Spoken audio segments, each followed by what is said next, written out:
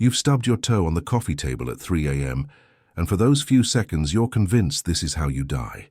That sharp electric shock that shoots through your entire nervous system, making you question every life choice that led to this moment. But what if that safety switch in your brain just didn't exist? What if you could feel pain without limits, without your body's built-in circuit breaker? How much agony can a human actually endure before their system just shuts down to protect itself? Today, we're exploring the science behind your body's ultimate emergency protocol, and I'm going to tell you about someone who found out the hard way what happens when that system fails.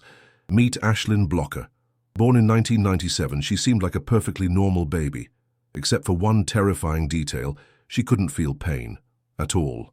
Sounds like a superpower, right? By age 5, she had broken her ankle and didn't notice. She'd bitten through her own tongue while eating. Burns, cuts, broken bones. Nothing registered. Here's what doctors don't tell you. Pain isn't trying to hurt you. It's trying to save you. And without it, most people like Ashlyn face a lifetime of constant vigilance and medical complications, because your body's pain system isn't just an alarm, it's a sophisticated protection network that literally keeps you alive. So let's break down how much your system can actually handle before it pulls the emergency brake.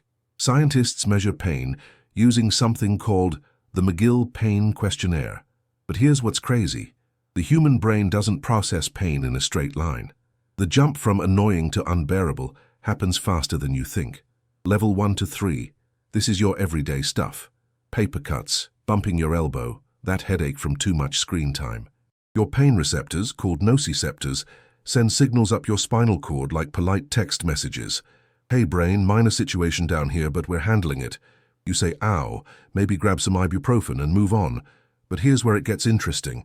Level 6 to 7, we're talking broken bones, severe burns, or being in active labor. At this point, something incredible happens. Your brain floods your system with endorphins, natural morphine that's actually stronger than the pharmaceutical kind. Your body literally drugs itself to help you survive. A 2018 study from Harvard Medical School found that people in this pain range show increased activity in their prefrontal cortex, the part of your brain responsible for decision-making.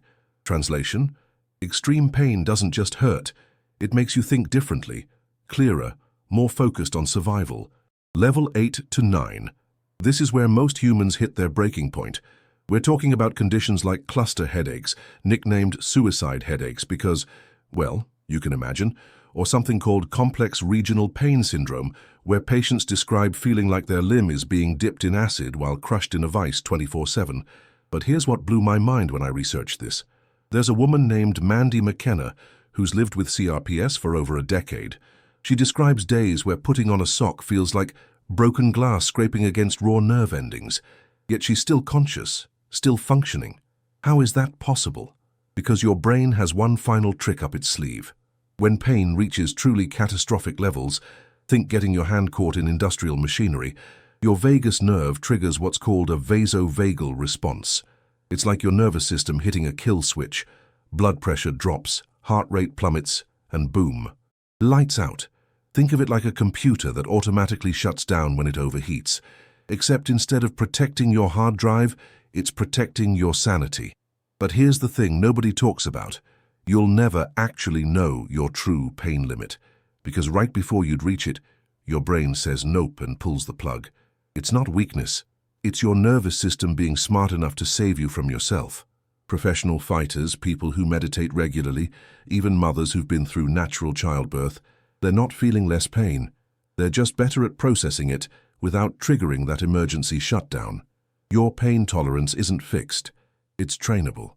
Athletes can literally rewire their brain's response through repeated exposure and mental conditioning.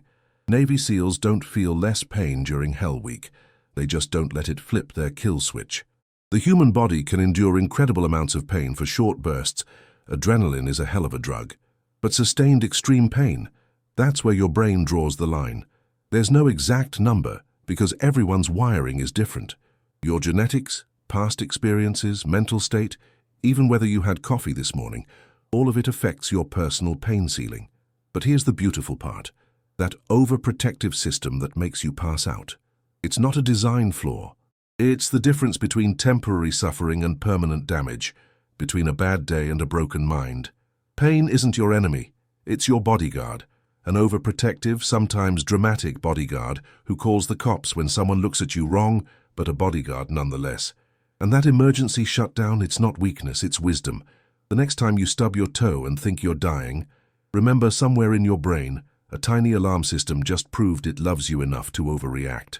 What's the worst pain you've ever experienced? I'm genuinely curious how your personal alarm system handled it. Drop it in the comments below.